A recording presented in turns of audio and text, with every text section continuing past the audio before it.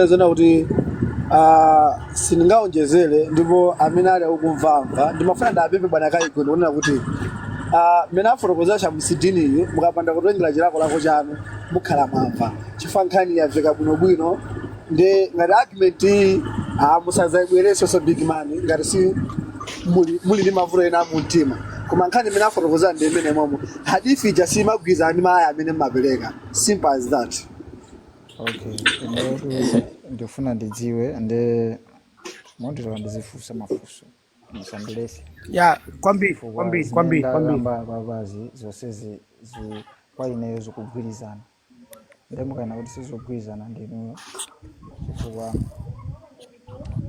mwina kwina koseko anapanga zabwinobwino komano anapanga fabricate komaliza atapanga fabricate pamene naupezani kuti his iota is being cut komano musandidule mawe